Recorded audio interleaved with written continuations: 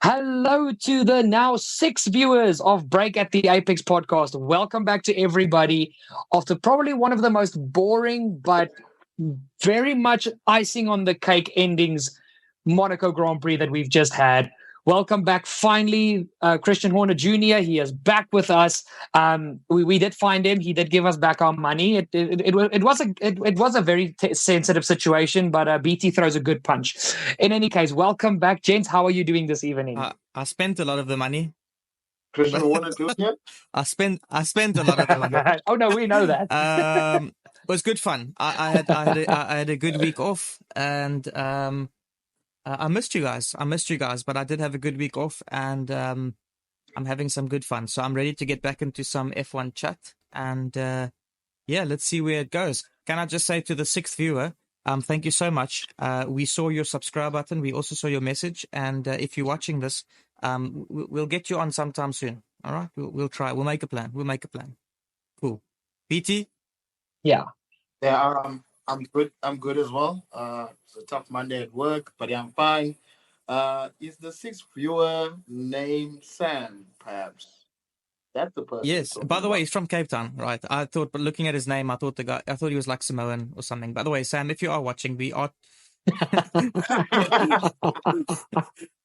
No disrespect. It's just that your name was Samu, and I hope that I'm not throwing your name out there. But genuinely, we will try and make a plan to get you on. I think it would be good fun to get some Samoans on.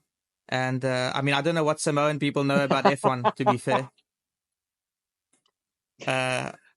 man. Look, watch. 5 years from now, Samoan Grand Prix City Street Track. Let's go. You lost me at Street Track, but okay, fair enough. Yeah. What's gonna happen? Well, all the new tracks are street circuits. I mean, come on. Dwayne the Rock Johnson's going to be driving a Mercedes.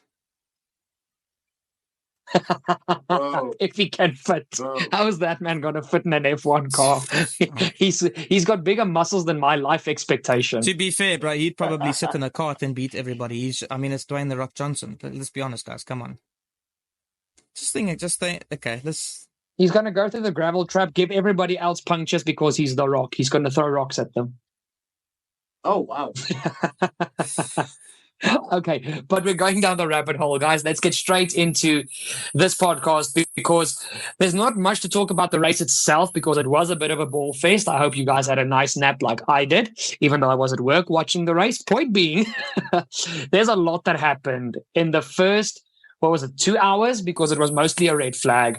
But before we get into the big conversations, which I know Graham he's ready to like dial it into the FIA. Mate, I've been missing for a week. First thing I actually want to talk about Yeah, you've got a lot to say. But the first thing that I actually want to talk to you, gents, about, and it's something I know when I said this on the podcast, I got the wide eyes from both of you. And remember when I said Oscar Piastri is quicker than Lando Norris? One race. Go, Graham. So one race, I didn't say anything. Uh-huh. One race. Before you go, Graham, I didn't say anything. I didn't disagree with you. Graham disagreed with you. So, Graham, you go. No. I've never disagreed. I said I view Lando and Oscar the way I view Messi and Ronaldo. The one works really hard, he learns very quickly, and the other one is just naturally talented. However, I will say, it has only been one race that Oscar has gotten the best of Lando in such a dramatic way. But I still have very high hopes for the way Lando goes moving forward. But I have high hopes for Piastri too. Look, don't get me wrong. And I think Martin spoke about this on the episode that he was on as well. I was in the same boat. I really wanted to hate that kid. But you just can't. He is too good. He is too nice. He is funny. And he is so cold. Like the Oaks are crashing. The Oaks just like, is everybody okay? It's like he is just so calm. It's like Perez, Sainz knocks him, and he's just like, is there damage on the car? Or just, what do you say? Oh, can you guys just check the front left? I think there might be damage. Like, dude, like, if that was like Max, oh, you guys must check the front. Like, he was just so calm, bro. It's just like, how is this guy so calm at that high adrenaline? It's just amazing. It's honestly amazing. But hey, look, let's see. I do think that, and Martin said it best as well. BT, if you remember, Martin said, like we look at Lando and we say, that Lando's like one of the next world champions, right? But Piastri is one of the next multiple world champions, like one of those guys that will probably pull a max and just win multiple world champions. And I agree with that. I genuinely do. I genuinely do agree with it. So, go on, but I would love to see Lando. I just want to see Lando get a world champion before George Russell, if George Russell even gets one. Just saying. With Mercedes right now, not happening. But can I ask you why you want him to win a world champion, though? Because, wait, before George Russell or just in general, why do I want him to get one? No, just in general. What makes you think that he's liable of one? Who, Norris? Yes. I mean, that's a pretty good question, to be honest, but I don't have an answer. I mean, I like Norris. I think he is extremely good. I think he has a very bright future. I think in some ways he's self-made. He doesn't come from a pedigree racing family, if I'm correct. His brother did race a bit as well, but never really made it anywhere. But I mean, he's self-made in that, okay, his dad had a lot of money and whatever, but it's not like he comes from a pedigree. It's not like he comes from a racing family or anything like that. Yet he's worked extremely hard. And he's, and again, don't get me wrong. I mean, Ocon's worked extremely hard, and I would cry if that guy won a world championship. You know what I mean? Like, that would be the end of the world for. Oh, you know what I mean? Like, I get it. They all work hard, but I don't know. Lando's got a very lovable nature. He's a good character. He's good for the racing, and he's just a good lad, and he works really hard. I think that he would be deserved of one if he could take the fight to whoever he needs to take the fight, and I think he's got the talent too. So, yeah, yeah. I mean, my opinion. Not everyone liked Senna, number one. Not everyone liked Prost, number two. Not everyone liked Schumacher, number three. No one really likes Verstappen, number four. No one really likes Lewis Hamilton. Does that ring a bell? That's a certain trend of world champions. So you basically saying that you want him to win one because of his personality. It's great. He's a cool guy, lovable. Everyone loves him in the paddock. You're talking about skill-wise now. Well, first of all, can I just say, first of all, I don't think anybody likes your opinion right now, to be honest. Can I interject quickly? No. Can I just quickly interject? I'm just playing devil's advocate here. I'm just playing devil's advocate because the sport that he's in, it's not about his personality. No, it's 100%. Not. But I think he has got the talent. But let's let Dirk have his say. I don't want to talk forever. Dirk, what do you want to? Okay, I actually look. I completely understand BT's point about the fact that this sport is not about your personality. But one thing that I do agree with Graham upon, and when it comes to Oscar and Lando, I think Oscar is the more naturally gifted one. Yeah. But nobody can deny that Lando Norris does have talent. And yes, he is hard work. And I mean, I just said it to you, Graham, before we started the podcast, that hard work beats talent when talent doesn't work hard. And not that I'm saying Oscar doesn't work hard. Don't get the wrong idea from this. But I think until Oscar Piastri has that level of work ethic that Lando has, I don't think he's going to beat Lando. And I think because he is still so young in the sport, I mean, it's his second season, he's obviously going to get towards that point. And that is why I'm saying in the long run, I think Piastri is going to be more talented.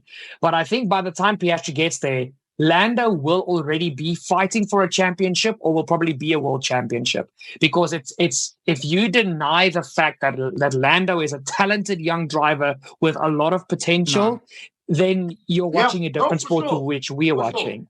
And I like BT, me and you spoke about it last week.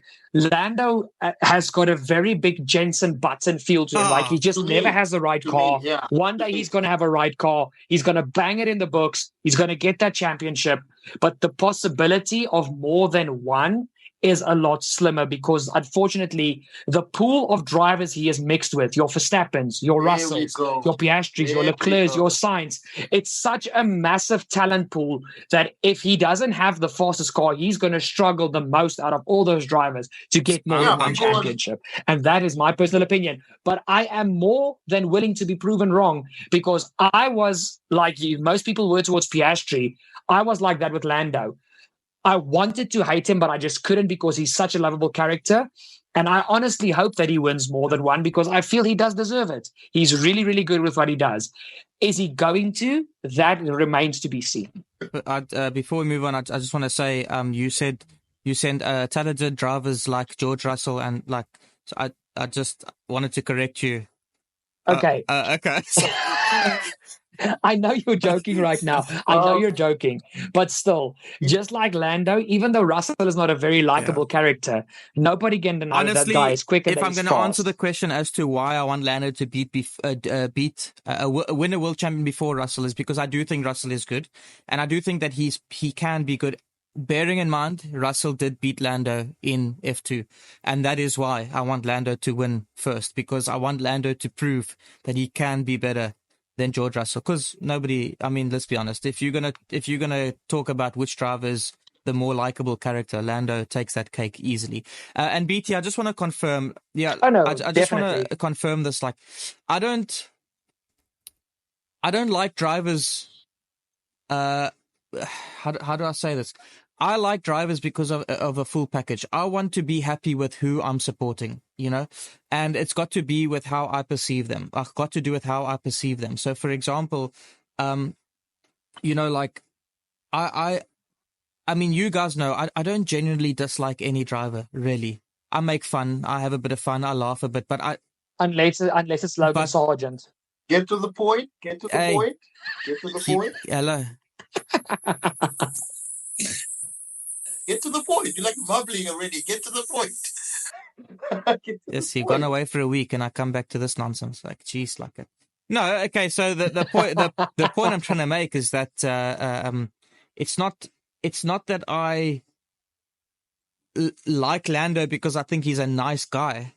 There's a lot that goes into it. It's the full package of him being a nice guy. Plus, he can still do this. Plus, he's got the talent. Plus, he's got the... I mean, one of my favorite drivers of all time was Jenson Button because of all of those above. Is he the greatest driver of all time? Not even close. Is Daniel Ricciardo even a great driver? Probably not. But he's one of my favorite drivers because he has got the potential to... Or he did have the potential to be a great driver. But you for correcting but he yourself. also has the personality to go with it, and I like that. One of the things that I love about Max is that, I guess haters will be haters. I feel like the only people that hate Max are Mercedes fans, if I'm really honest, or Lewis fans. But one of the reasons why I like Max is simple.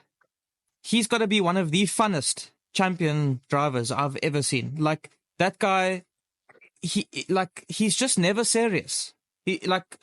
Except for when he's in the car. But that's true. That's very true.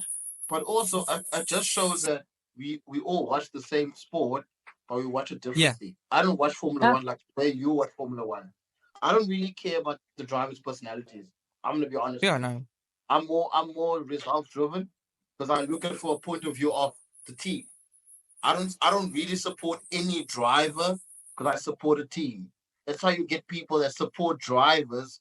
People that support drivers will focus on aspects like that. Yeah. Like the driver's personality, how they work with the team. And a person like me who supports a team and is based on results of we want to win by the end of the season. I don't care how you talk. I don't care if you're funny, we're doing memes. If you're performing in a racetrack for me and you're getting within the points, I'm good with that. That's just me, my personal opinion about it. So it just shows how we all differently watch the sport.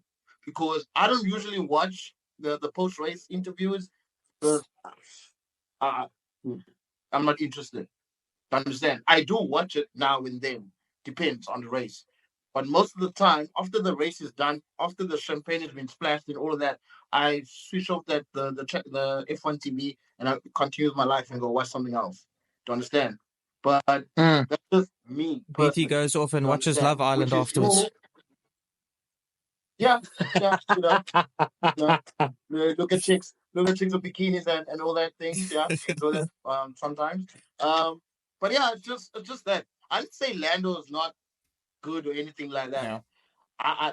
The thing that kind of made me question is that because his personality is nice, he's nice to everyone, and he's a jokester, doesn't mean he's going to get a championship.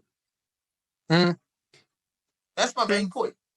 It doesn't mean that I'm good at SEO and I'm one of the best employees where I work at the moment that I'm going to be an SEO manager. Doesn't work like that.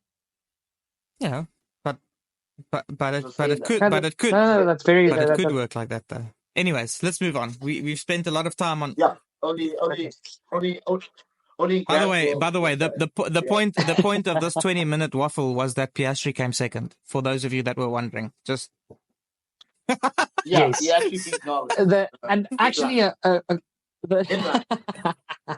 the last point I actually want to get to, and this is something that actually P1 mentioned, and it's something that I really feel not a lot of people are talking about, and it's something about Piastri that I actually love about him. There is not a more aggressive first lap driver than Oscar Piastri. Look at almost any race he started, whether it's F1 or other racing series.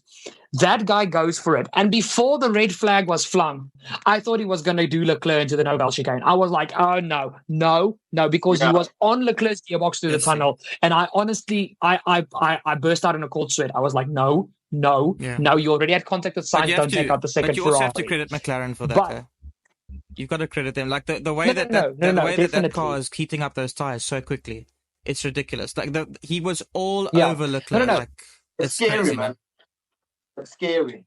Yeah. But the point I want to get to is because Piastri is such a calm driver, he's cool, calm, and collected. But the fact that he can stay that calm in such a stressful situation and still be so competitive, I feel that is a recipe for success in the future, especially the day he gets a team behind him and he's not a second driver. Quick opinion so that we can move on, actually, because it's been a long topic, this. My opinion is that I hope that McLaren at some point do dominate, because I do want to see that clash. Yes, Lando and Oscar. Ooh. Yes, dude. I honestly want to see that, and either or wins. This debate is over. We're not going to talk about it again. If Piastri wins, he wins. If Norris wins, he wins. But that clash or that season will be one for the ages, bro. McLaren 07 all over again. And to be honest with you, I'm going with the kid. If I'm honest, I personally feel that Piastri still has a bit of racecraft to learn. I feel like he lacks racecraft. If you look at it, he's got one. I think he's got one of the least overtaking stats of the year, because he qualifies extremely well but goes backwards in the race because he overqualifies other cars. Personally, I think his racecraft needs a bit of work, whereas Lando always goes forward in a race, always, no matter where he qualifies, even if he overqualifies. That's so true. I do think Oscar needs a, but again, that's not to discredit him. It's his second year, guy. Like, he's been 1.5 years in the sport. I feel that, given a bit of time to learn the car. Lando's been in that car for how long? He knows that car. Lando is the Max of McLaren. He owns that car. That car was made for him. Like, simple. So, anyways, guys, let's. Oh, sorry. And just one more thing about Norris before we move on as well. I'm not saying Norris will never win multiple championships. My thinking about that is that he's racing with other good drivers. Mercedes might become good at some point. Russell might win a championship. Verstappen might win another championship. Leclerc is due as well to win a championship. So it's tough. Science, bro. Yeah. This is all the same generation. That's the same generation. So when I'm saying that at least one, because I'm also comparing him to the other drivers as well. Yeah, but I think what we always got to remember is it's Formula One. It's not always about the driver only. It's a whole package. If McLaren never give him a full package, yeah, that's what I'm saying. That's what I'm saying. That Mercedes Yeah. might be good Yeah. 1 season or 2 seasons, 3 seasons. Ferrari might be good 3 seasons, 4 to 5 seasons. 100%. Yeah, true. Red Bull No, might that's come the- back. Or Audi, even Audi could actually be one of those Or teams as Alpine, well. or And Alpine, Sainz would win the couple Alpine as well. well. What about Alpine? Okay, sorry, let's move on. Okay. Okay. Actually, because we were in the French Riviera in Monaco, I actually want to talk about the French team and the French outfit. And I'm going to let you guys speak first because I'm going to go down a rabbit hole here a bit. Ocon and Gasly going into I the back tunnel. Gasly on this, man. I don't know what Ocon was thinking, man. I'm sorry. I know I like to hate on Ocon a lot, but genuinely, like, I don't know. I personally, we talk about French being hard-headed. We talk about Ocon and Gasly. To be honest, Ocon is far more hard-headed than Gasly. I mean, Ocon has had fights with every single one of his teammates. Gasly has at least been mates with his teammates. Yeah. Whereas Ocon always, dude, honestly, what was he doing? I don't understand what was going on there. I just don't. I'm with Gasly, but that's all I'm going to say on the matter because I still don't know. I mean, there's just not much more I can add to this, to be honest, because genuinely, it was a little bit desperate, to be honest. I mean, BT, your opinion? I didn't see it, dude. To be honest, I just didn't. I wasn't paying attention at that point. I just heard after while the red flag was happening that happened, and the media or at the time they made it seem like it was Ocon's fault. So I also just jumped on the wagon and like, okay, if it's his fault. And in the press conferences, he was actually apologizing. So why would you apologize if you kind of know that it wasn't your fault, really? Yeah. Do you understand what I'm saying? Why would you just apologize? No. Like, I don't understand. Why would you do that? No. I saw a few of Ocon's post-race interviews where he apologized in a few of them towards the team and not really towards Gasly because we obviously know those two guys can't stand each other. The thing for me is obviously I know I'm a big Gasly fan and I can't stand Ocon. Don't get me wrong, talented driver, great talent. I can understand why Toto Wolff is such a big fan of him. I just don't like the guy, and I feel he always picks the wrong moments to be aggressive. I mean, it's lap 1 at Monaco. It's your teammate. Don't send it up the inside, especially going into the tunnel, one of the tightest corners on the track where the track is narrow and then goes slightly wider, but it's still narrow as hell. Point being what I'm trying to get to. So obviously in the media, we always see, because everybody, when Gasly signed for Alpine, everybody was on this train of, these two guys can't stand each other, drama, drive to survive, let's go, 10 seasons, just Alpine. And I'm not going to lie, I was on that hype train as well because I know how much those two can't stand each other. But ever since Gasly has joined Alpine, most of the time he's been outperforming Ocon. And recently, as they can say as much as they want, no, everything is good in the team, we're cool with each other, we're just trying to do the best for the team. Every time those two get in those cars and they strap on those helmets, their focus is, I'm going to beat you. I'm going to beat my teammate come hell or high water. And it's clear in their on-track behavior. Yeah. And Ocon is starting to overstep that boundary. And I mean, even who's it, Otmar Safnauer, he said in a post-race interview that there will be consequences for Ocon because that cost them the possibility of double points. They haven't scored a point this season until Gasly put it in P10 this race. And because it's Monaco and that car wasn't held back by straight line speed because you don't need straight line speed in Monaco, they could have had double points and Ocon cost them that. It's also... And I just feels like that is all they care about. They care about is beating each other because it just feels like that. Because every time something goes on with the Alpine cars, it's them together. It's like all they care about is beating each other. They don't care about the team. They don't care about beating. I mean, look at Haas, for example. Okay, besides this weekend, but let's look at Haas, for example. Magnussen and Hulkenberg also have history, right? Suck my balls and all. But but we've seen these guys work together. We've seen Magnussen risk penalty points for Nico Hulkenberg and so on. These guys are they are genuinely playing a team game. Whereas I've got a little spider coming down there. That's pretty interesting. Anyway, sorry.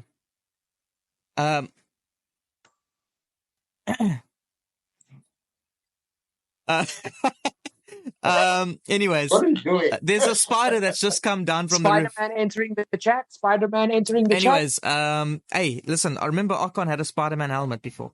Anyways, the point True. is that you know, you get all these guys that are playing the team game, but these two Alpine guys, it seems like they don't care about the team game. It just seems like all they care about is to beat each other. That is literally all they care about. It's like they're sitting on one point each, but yet when they drive next to each other, they are so aggressive with one another. For what? I don't understand. Manikas, I think I give up on those oats. I think also Alpine also created this, not 100%. Just a small part of it, actually not renewing anyone's contract. So what's happening now? Are they fighting? They're trying to outbeat each other. Yeah, they're trying to beat each other so one of them could get this contract or get re-signed. So that's also creating the atmosphere in the team, especially between them two, because none of them have signed an extension to be in Alpine for the next season. Okay, but it's edgy. Okay, but it's edgy in that team at the moment. But what's the alternative? Doohan. You put Jack Doohan in there with who? Gasly. And what, you know, who do they pick? Gasly or Ocon? For what reason? I mean, honestly, if that was the situation, I'd do Doohan and Tsunoda. Tsunoda's out of contract at the end of the year, and Red Bull have made literally this weekend. Red Bull said that they are not even considering Tsunoda for the second Red Bull seat, which to me is pathetic. But we'll talk about that another time. So why not Tsunoda and Doohan if these two guys can't get along? And with all due respect, it seems like Alpine is heading towards Gasly being the lead driver. Yeah. But because these two guys can't keep it off of each other when they're racing, how can you pick a team leader that consistently clashes with a teammate? Yeah. And yes, Gasly has been great mates with his previous team. I'll tell you what Alpine should be heading to. They should be still costing your team valuable points and valuable money. I'll tell you what Alpine should be heading towards. They should be heading towards selling to Andretti. That would be great. Anyways, let's move on. No. That can go to Haas. Thank you.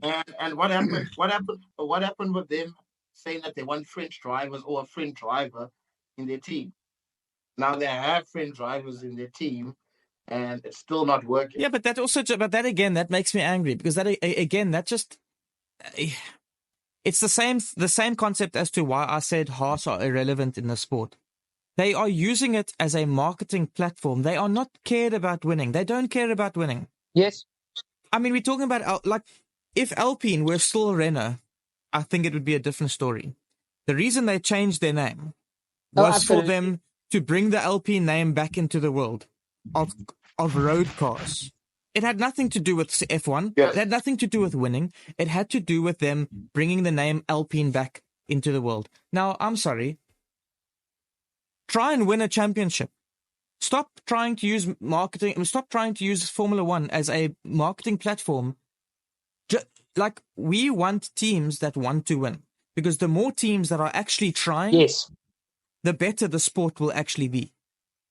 I mean, that's just the reality of it. But absolutely. Okay, I mean, who am I? I guess I'm not anybody special, is it? Yeah, and Alpine stop stealing celebrity monies. Man. Oh man, don't even get me started. My favorite actor of all time, and you taking this Oaks money. Jeez. Yeah. Bro. No. Let's not even go down this rabbit hole, because then this podcast is going to be 6 hours long. By the way, the Deadpool movie came out this weekend, didn't it? I don't know. I'm too busy. Coming out in June. What? No, okay. Anyways. Coming out in June. I mean, it's a good F1 check. Okay, let's continue. Now let's get to the part. Yeah. Now let's get to the part that everybody is talking about besides the Leclerc victory. We'll save the sugar coating for last. Okay. Kevin Magnussen, Sergio Perez, lap 1, the reason for the red flag. My personal opinion, I don't know if the FI was sleeping.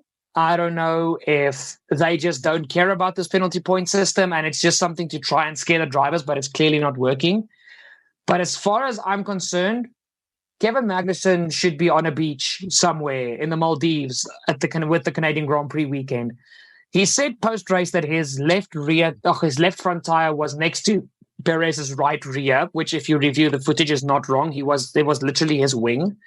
And that crash, everybody can rant on about, yes, F1 cars are safe, bloody fish paste. We saw what happened to Grosjean a few years ago, and it was something very similar. This could have ended a lot worse. And the point that I want to get to, we can talk about Magnussen and Perez within this topic, but this penalty point system, honestly, is starting to get pathetic, in my opinion. Why is Magnussen going to race in Canada? Because he does not deserve to be there. That is a slam dunk penalty, 2 points on your license. Tata, see you in 2 races.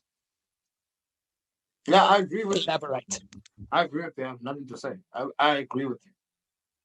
And I was He literally went for a gap that was not even. It wasn't even there.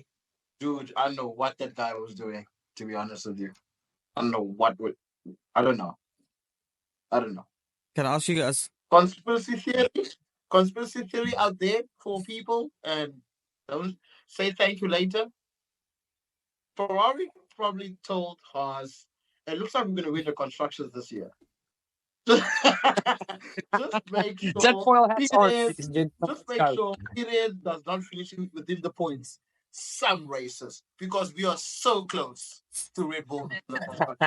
It looks beautiful. Yeah, don't label our team like that. Come on, they're better than that. Can I? Don't say I never told you anything. I'm gonna. Ferrari comes from a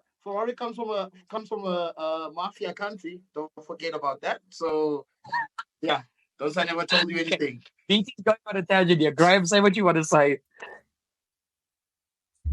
I'm gonna ask you guys a question, yeah, and I watched the highlights again today because I'm not gonna lie, I don't agree with anybody on this matter.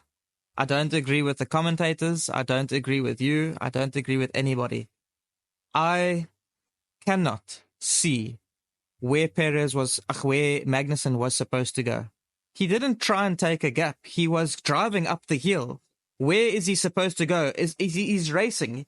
He can't just slow down. So if there's a slight gap to go on the side, he goes on the side. But then the person that's in the middle of the road with 2 gaps on either side needs to be able to make sure that there is space. Perez came across. If you watch Magnussen's onboard, Perez came across. Where was he supposed to go? So to me, I don't think it was. I mean, guys, I'm a Red Bull fan, so to me, I should be backing Perez here. But if I want to be biased, but at this point, I can't see in what world this was Perez's fault. Magnussen's fault. He came on to the right side of Perez. Perez came across. Whether Perez saw him or not, that's irrelevant. I just think that there was nowhere for Magnussen to go, and you can't just you pushing a car at I don't know 200 kilometers an hour at that point of the race, 500 meters into the race. I just can't see where a race driver is supposed to just gooi the brekker, just push the brakes and just stop. No racer is going to do that. So my point, what I'm trying to make is where is he supposed to go? Because if he does just brake, what happens? Joe clocks the back of him, and then he's anyways at fault. So what is he supposed to do? Okay, first of all, I'm not going to tease you now about Christian Horner Jr. or anything. I actually understand your point. Okay, yeah. But now see it from my point. Okay, I understand. It's the first lap. It's the best chance in Monaco to make a position or two, because more than that, with the pit stops already being taken away, it's probably going to be single file, which it was for the rest of the race. I understand that. Okay, let me put it to you this way. Magnussen knows he's got 10 out of the 12 points on his super license right now. Okay, he knows that. The hill upwards towards the hotel section is not straight. It is a curve. And the corner they were going into is the slight right before you get to the top of the hill and go left. Perez, Hulkenberg is on his left side. He can't go left because they're basically side by side. He's got the same situation with both Haas cars. Okay? Hulkenberg was slightly ahead. So he knows he can't go left. It's Monaco. It's narrow. Okay? He didn't have to hit the brakes. All he had to do was a slight lift. These cars have got so much downforce, especially now with the ground effect. These cars are sucked to the ground. He would have slowed down. Literally, all he needed was 5 kph. He would have been far away from Zhou. He just needed to back off. It's a 78-lap race. I understand it's Monaco. It's still a 78-lap race where anything can happen. And I'm getting back to the point. Perez, Magnussen, and Hulkenberg are all three very lucky to walk away from this. This could have ended a lot worse. We almost lost Grosjean a few years ago. He's now racing in another series, which I'm so glad about. I hate IndyCar. I think it's a stupid series, but still, I watch it now and again because I want to see Roman Grosjean, because that guy is a walking miracle. That could have gone so much worse. I don't know. Graham, did you see the condition of the Armco barrier after the accident? Yeah. Perez was almost through that. And next to that Armco is literally a downhill towards the Noval chicane. It's like 90 degrees down. The point I'm trying to make is Magnussen didn't have to slam on the brakes. I get the whole racing driver. They're going to push every lap. I get it. But it's to a point now where Magnussen is not racing. He's being dangerous. I don't agree. He's got already got 10 points. I don't agree. I don't agree with that. He can't go for much of that at Monaco. If it's Baku, it's a 6-car wide straight. And it's straight. Go for it. Not a twisting uphill section at the tightest racetrack of the season just because you had a good turn one exit. That is not. I simply think personally that people are judging this based on the fact that it is Magnussen and that he has been somewhat reckless this year. But that specific incident, I don't agree. I don't agree that he was dangerous. I'm not saying that what he did was the right thing, but I'm also not saying it's the wrong thing. What I'm saying is I don't see a world where this was fully his fault.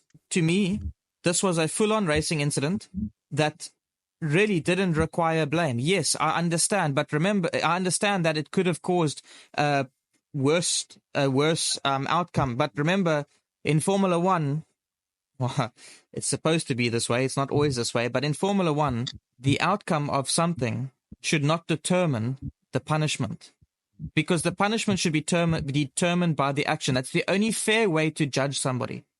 And quite honestly, to me, this was a full-on racing incident.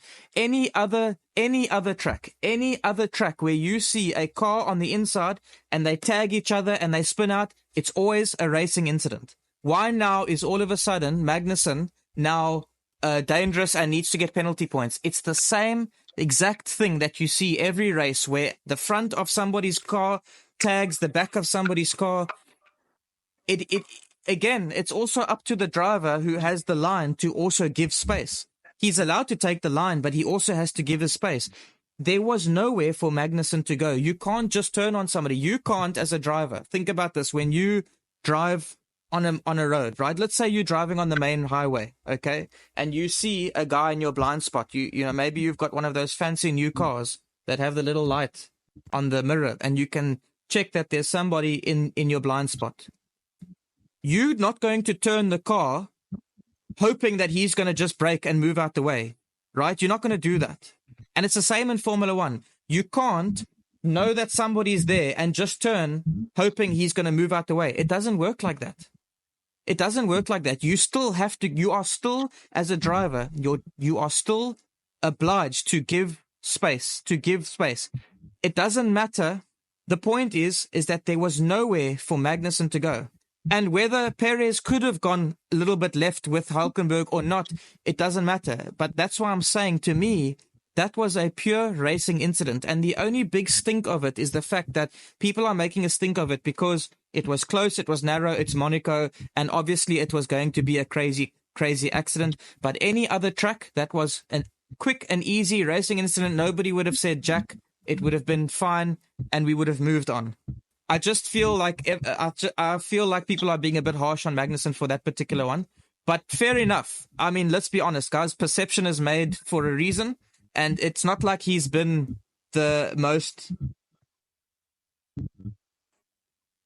I'm trying to find the word. It's not like he's been the most innocent driver.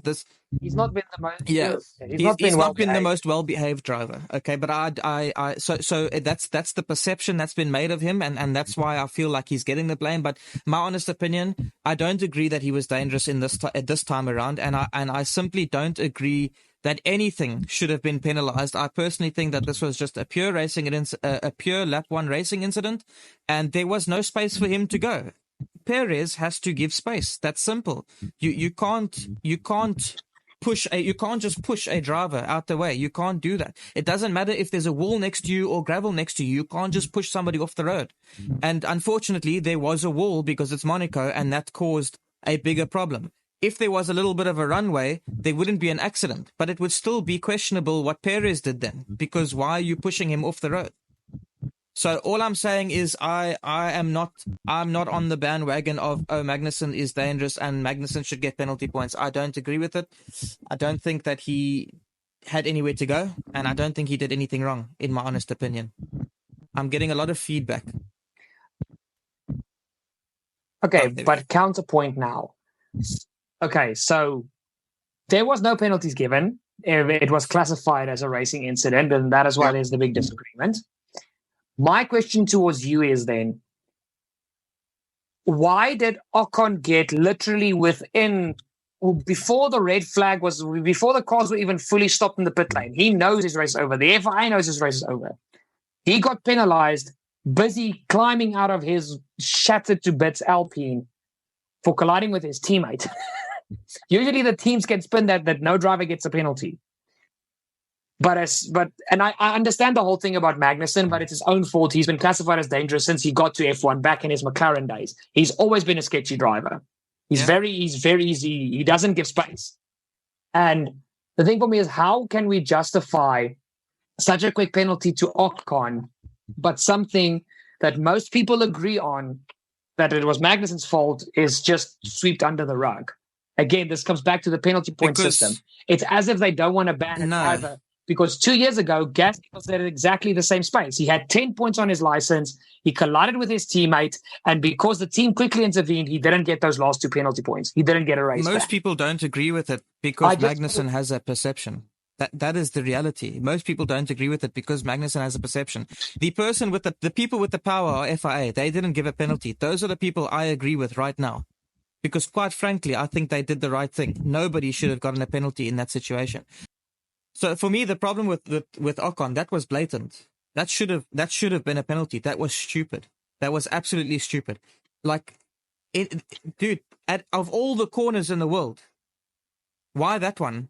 On your own teammate. Why does he need to be so aggressive at that point in the race as well? So again, is the team even talking to both drivers? Because the one driver was told to do something, the other driver's all of a sudden just trying to overtake him. For what reason? To be honest, that was blatant. That was deserved of a penalty. I don't care if it was teammates. I don't care if the team could have spun something. That was stupidity. It was dangerous. His car flipped or flew up in the air. That also could have been way worse. If there were more drivers around coming a little bit quicker around the corner, that could have been a much bigger situation as well. So ultimately, that to me was absolutely stupid. It was blatant, and that should have been a penalty. But when it comes to the Magnussen thing, I don't see where. Anyways, I've said it already. I don't need to. But the thing about Magnussen is also that they will quickly point fingers to him because people know that he's 2 points away from a ban. They're thinking now that he needs to race with caution. And what happened yesterday, it was not really caution, in my opinion. So I think that's where Dirk's coming from with this, is that if you know you're 2 points away from a ban, typically even in life, if you know that you are close to actually going into something that you don't want to be part of, or whatever, you're not gonna present the same behavior. You understand? You're gonna exercise being cautious. So the way I viewed it is like, maybe it wasn't cautious enough. I don't know. That's just the way I'm looking at it. Yeah. So that's why I'm saying that maybe he could actually be able to not put himself in that situation. Yeah, but we're talking about. I don't know if you guys get what I'm saying. I do. But he did. I do understand what you're saying, but we're talking about races here. I mean, let's think about this. Max is on 10 points. You think he's going to be cautious? No. They want to win. They want to be the best. They want to get points for their team. They want to do the best that they can. I don't. I don't see any driver that would. Comes back what Dirk said. There's 78 laps left Yeah, in the yeah, race. okay. But again, what is he supposed to do? Where was he supposed to go? The reality is, right? You driving, you're going 200 kilometers an hour, okay? You've got two options. I can go forward or I can brake. The guy behind me is not going to expect me to brake. And I get what you're saying, Dirk, about lifting off and whatever the case may be. But again, you don't, as a racer, really think that the guy next to you is going to just turn in on you. You expect that the guy next to you is seeing you in his mirrors. So ultimately, That's the thing for me.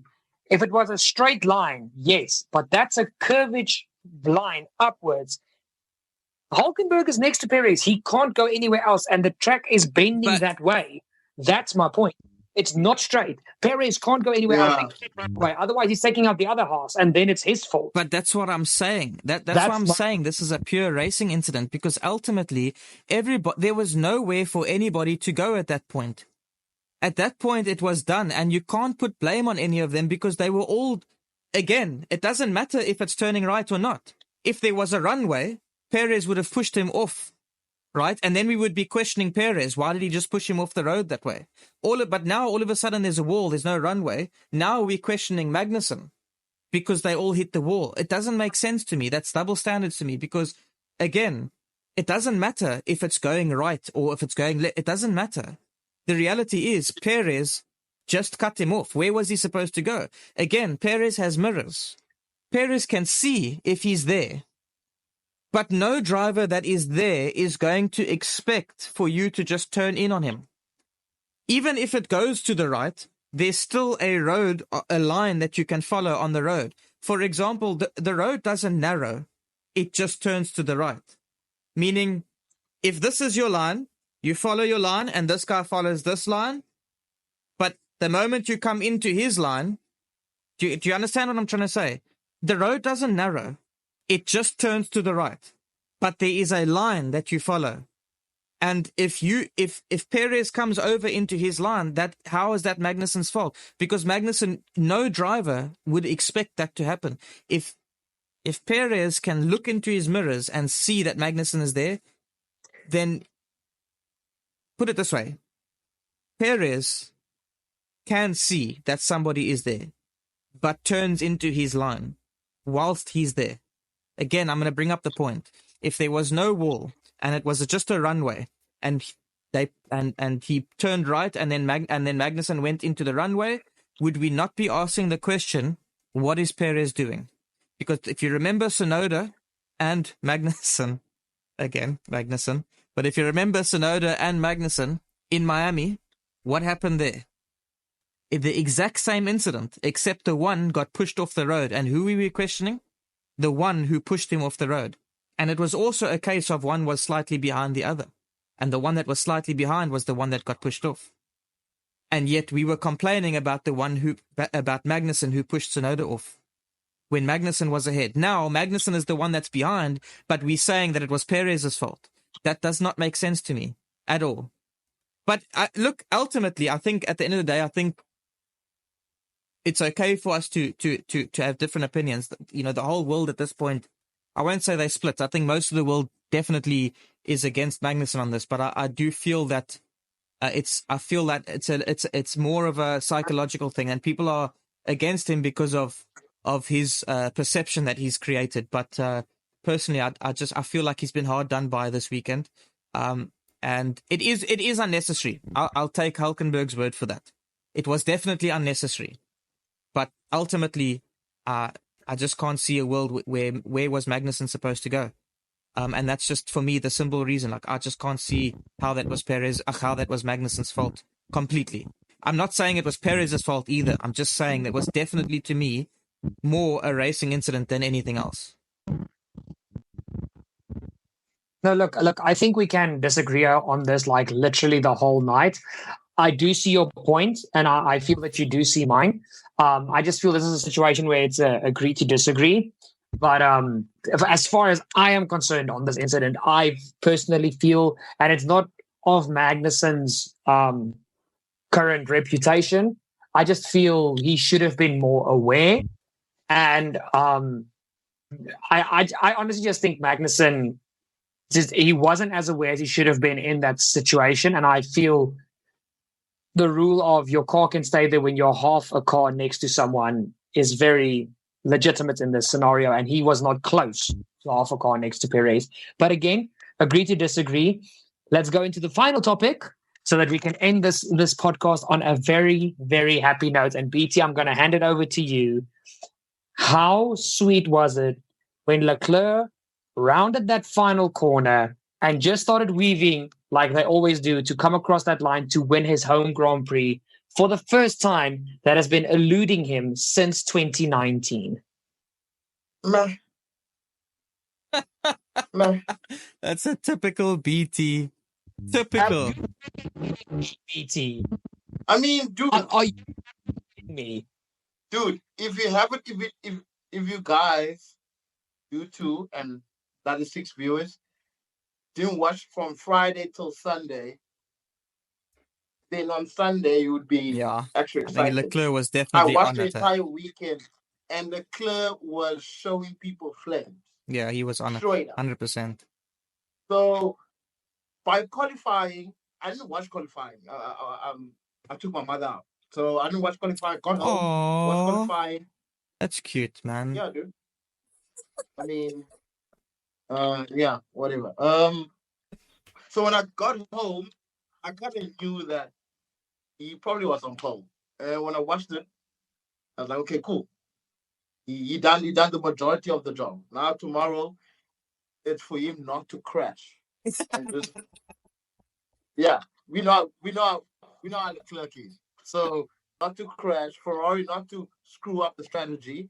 I'm happy they got him a new engineer though. It looks like the new engineer is on point, quite good. Rapport with Leclerc is quite awesome as well. So that's quite cool. But yeah, I wasn't surprised. I was happy that he finally won a race since 2022, Austria. I was happy about. And another thing I was happy about is that it's 2-1 now. So Ferrari has won 2, McLaren has won 1. So that's another competition that's happening throughout the season now, is that besides Red Bull, the second team and the third team, or both second teams, how many races are they going to win? Because I know already, Ferrari's going to win Singapore. Clean. Ferrari's going to win Singapore. Clean. They're going to win that race. It's either Sainz or Leclerc. Hungary is debatable, but Ferrari tends to do very well in Hungary. That's another race that should actually be looking at, to be honest with you. Canada, it is, me and Graham were talking about it yesterday, it is a 50-50. I do think Ferrari might do well there. I'm not too sure, but I have this feeling that they might just win that race. Yeah. It is debatable. But in terms of Leclerc's win, fantastic, happy for him. Second in the championship race. It's awesome. Ferrari is near Red Bull in terms of points in the constructions. That's looking good. 24 to be exact. Let's hope. Sorry? 24 points behind to be exact. That's 1 win. Yeah, that's quite interesting.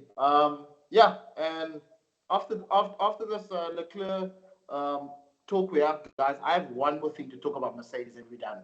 Because the stuff that I saw this weekend, I just want to comment on those things. It's embarrassing, actually, to be honest with you. But yeah, that's just me. First of all, I want to congratulate Charles Leclerc, because I feel that and BT said now that we were talking about this, and I think that Leclerc has had a really difficult start to the year, but he somehow still pulled the points. I mean, if you think about it, at the beginning of the year, Sainz was beating him. He was. You could see his body language. He was not exactly the happiest. Sainz struggled at the start of the year. He definitely wasn't in a happy place. But yet, when you look at the driver standings, he's still in the top 2, and he has been most of the season. He's still pulling in those points, and I think that that's a really good sign. That it's a really good sign. That was terrible. It's a really good. It's a really good song.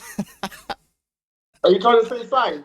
Are you trying to say Terrible. signs? Hey, That was That's so horrible, bad. But it's a really good sign that, you know, even though you're having a bad year or a bad start, when you still, you know, in the points, like when you're still getting those points and you're still second in the championship and so on, it's like, you know, it's equivalent to Max's bad day coming second in Miami. You know what I mean? That's that. You know, if that's a bad day for Max, then geez, you know, it's the same thing for Leclerc. If him having a bad start to the year still means that after 6 races he's second in the championship, what happens when he starts having like a really good start to the year and so on? So ultimately, I think that I'm really happy that he won. I feel that it's been some time coming now, and I'm really glad that it was his home race, because I feel like that's the most special one. And for him, his first time winning his home race, I think that's really awesome.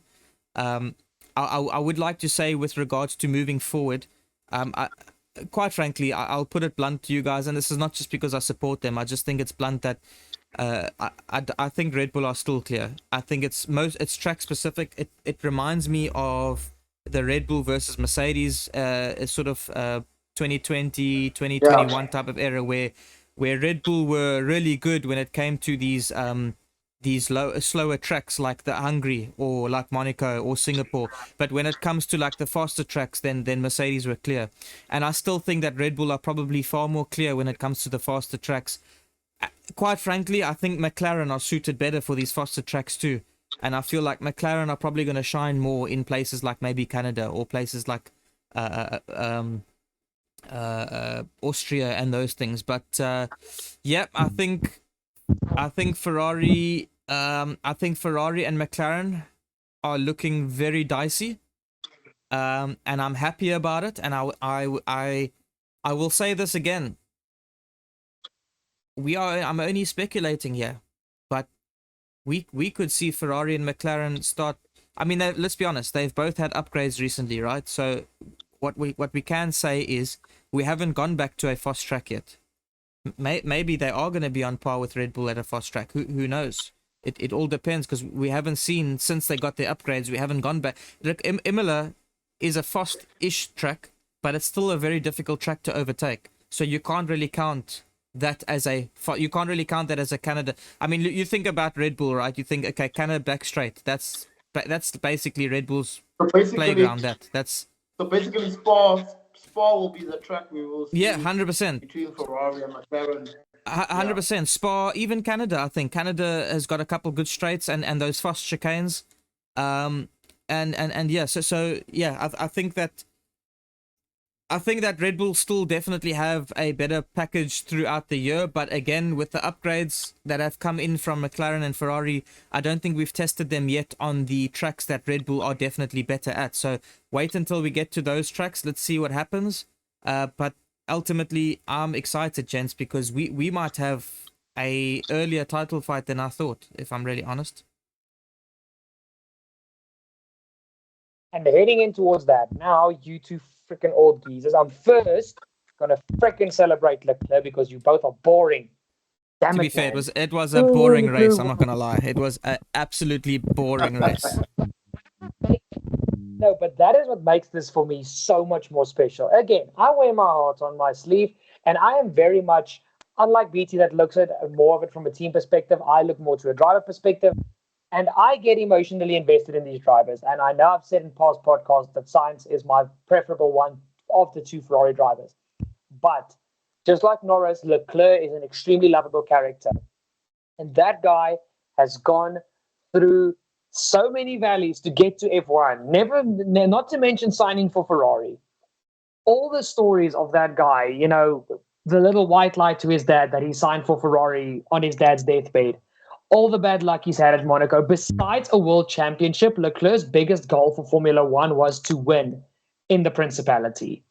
And I'm going to be honest, when Leclerc drove across that line, I was on the verge of tears. I was like, this is something so special. Even after this utterly crap race from lap 2 to lap 78, this is something special. This is something that no matter how boring, probably one of the worst F1 races ever when it comes to on-track action, don't even get me started. This was this is what's going to make this race special.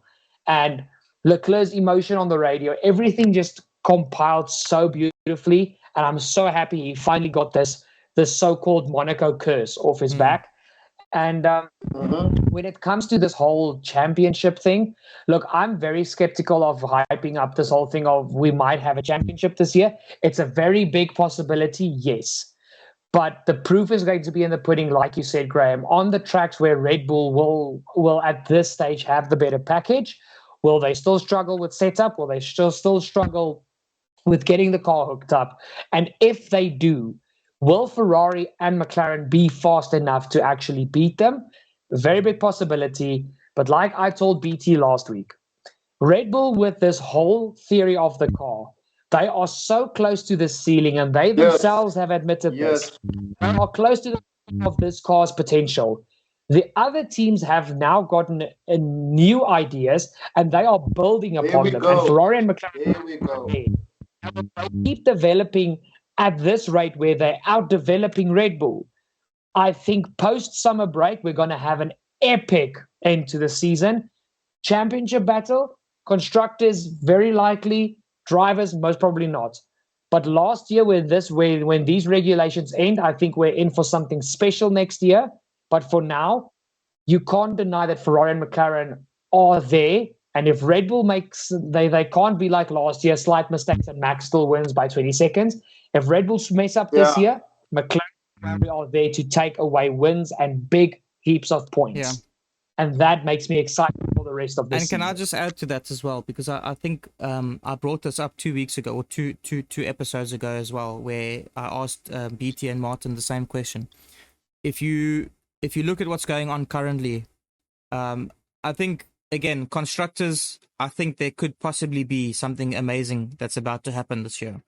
But, with the drivers' championship, let's be honest, it's Max Verstappen we're talking about here, right? So, okay, fine. Maybe Max clears it. Who cares? Fine, right? Ultimately, it doesn't matter if Red Bull are still the best car. Because if you think about it, it's been, 5 races now that Perez has been nowhere near Max? He's been nowhere near the top. So what happens now? Max wins, yes. But if Perez is nowhere near, the teams are now closer. And we said this last year. Last year we said Red Bull need to think about kicking Perez, because when the teams are closer, if Perez is not closer to Max, then the others will be in between Max and Perez, which means they'll be taking away points away from Red Bull, which means if Oscar and Lando, if Sainz are beating Perez consistently, they are taking away points from Red Bull. So ultimately, in the Constructors' Championship, we could be seeing not even a 3-way fight, but a 2-way fight between 2 teams that aren't even in the Drivers' Championship fight. Do you know what I mean? Like, we could be seeing Ferrari versus McLaren in this title fight, which could be quite an interesting one. Max could win the drivers, but we could be watching McLaren versus Ferrari in the constructors. I think that would be quite an incredible thing to see. And to be honest, I'm for it. Let's be honest. I think it would be great fun, especially like the reality is, like, people always want to watch who's winning, right? But last year, Max was winning by 20 seconds. Cool. But, it was like, okay, whatever. But this year, Max could win by 20 seconds and it could still be exciting because nobody gives a shit, because all we care about is the fact that McLaren versus Ferrari could be the constructors winner, which is going to be great. Again, I'm going to say that at the beginning of the year, I was congratulating Perez and I was saying that, it looks like he's definitely in a better headspace. But a couple episodes ago, I asked the question, is this the point where Perez starts dropping again? Because it's exactly the same story. After a couple races, all of a sudden, Perez takes a massive dip. And now, it's now been 2 races since I asked that question. And in those 2 races, Perez has still not been anywhere near Max. So maybe you are the curse. Hey, maybe that's good, though, because we could use a title fight, let's be honest. So anyways, the point I'm trying to make is just that I think that we've got a good thing. I think we've got a good season ahead of us still. I still think, like, it's really hard to believe Max not winning, just simply because that car is definitely still in the top or one of the best. And if it's Max, it's Max. But Who But knows? also, bear in mind what Dirk said is that Red Bull are saying they've reached the ceiling. So let's not forget about that. Listen, mate, I want to put this out there. I mean, Christian Horner, Okay. Christian Horner has also said, like, this person wasn't going to be fired. He's also said this person wasn't going to be kicked out halfway through the season. He also said, like, they say a lot of things. Like, let's be honest. If there's anybody who's the king of masking smokes, it's probably if there's anybody that's the king of masking a smoke, it's probably Red Bull. But the reality is, I do agree. I do think they have hit the ceiling but at the same time, I think that there are still things that they can still try. For example, they haven't yet done the zero side pod thing that they were said to be doing. And that could be a change if they tried, but I think they might be, because cars are a bit closer. I think they might be a bit nervous. I think that they were going to do it, but they're holding back because I think they're a bit nervous now about it because the cars are closing in. But hey, guys, honestly, I just wanted to add to the sentiment that I think that we are about to have a pretty solid rest of the season. So I'm quite keen for that. No, absolutely, Graham. I really think it's going to be an exciting season further. Everybody is going to be excited to see what McLaren and Ferrari can get up to get closer to the Red Bulls. And I think it's going to be a very fun and interesting fight, especially if it happens that Max goes for the drivers. But because Perez is not performing, Ferrari and McLaren are battling it out for the constructors. I think that that's an odd recipe for a lot of action. But let's get into the final point that BT asked for. It's not going to be a long one, but I mean, we have to talk about Mercedes. Again, we ask this every podcast, but what are those guys doing? Ethan, you brought it up, so you got to go first, pal. Quite frankly, I have no clue what you're talking about. The only thing that I took note of, and I'm not sure if people did take note of that, is they not listening to Lewis Hamilton. It's crazy. Yeah. Like, they not listening to Lewis Hamilton. Oh, I know what you're talking about now. I know what you're talking about now. Bruh. And this is not the first time. And to be honest with you, it's Lewis, race by race, Lewis Hamilton is looking like a pure genius, dude. He's looking like a pure genius. So he's moved to Ferrari. It's coming to sense now, like, damn, I made a good decision because I know what these people are doing here. And to me, it sounds like both parties are just sick of each other. Like, I can see now, because at first Lewis was very positive. In season start, like, no, I'm focused on Mercedes. I'm going to try to win a Mercedes. At this point, I can see Lewis is done with that team, dude. Yeah, but and like, yeah, he's done. 100%. And to add to that as well is that even before he signed for Ferrari, like last year, we saw this happening often where he would make a strategy call and then the team would just override him because they've got the data. We've seen it happen countless times that they don't listen to him. I mean, think about the zero side pod thing. He told them it wasn't going to work, but they did it anyways. Am I not mistaken in that he wasn't really into the whole thing direction that they were going? As far as I remember, he wasn't really, he didn't agree with the direction they were going, and it ended up that he was correct. So yeah, like they done a pointless pit stop, dude. That pit stop was so embarrassing because Red Bull was like, "Oh, you guys are doing this. Oh no, we're gonna do this as well." I was like, "Oh my goodness." Yeah. And Lewis Hamilton says on the radio, "I told you guys, guys, no. Before that or after that, he said that before he went on the pit stop. Oh yeah, about the tires. Then after the pit stop, he asked the guys like, "Guys, why didn't you tell me to push?" It's like they were so not aware of where they were and what was happening. And that just proves within the race. Yeah, to me, honestly, I think that just proves as well that, and like guys, like I'm not a sort of like one of these guys that are gonna like stir the pot and try and hate on anybody. But when we talk about who are the best sort of team principals in the sport, that to me proves that Toto is nowhere near, because Toto cannot lose. He cannot lose. He can win and he can be great when he's got a car that is working. But the moment he has a car that can't work, they stress, they stumble, they cannot do anything. We talk about the Fred Vasseurs, the Christian Horners, even Otmar, guys that have built some teams up and done really well with them. Toto got lucky. He got lucky. They built a dominant car and they were able to keep that dominant car for many years. But now we're seeing the moment he can't win, we're seeing a different side of Toto. And they cannot seem to pull it back. They just can't. And it's just getting worse for them, in my honest opinion. It's getting worse. But yeah, that's all I've got to say. It's sad. To be honest, Graham, I'm going to quickly, and I'm going to be quick. I want to expand on your point about Toto being a sore loser. I think the fact that now that he and Mercedes have realized, oh crap, we've just lost the best driver we've ever had to Ferrari. We just lost our Schumacher. We just lost our Senna. Yeah. And it kind of... Look, I'm not one for tinfoil hats. I don't like conspiracy theories that much. It is fun now and again, but I'm not one for that. But my honest opinion is Mercedes are shying away from everything Lewis is telling them because they've got a vendetta against him now.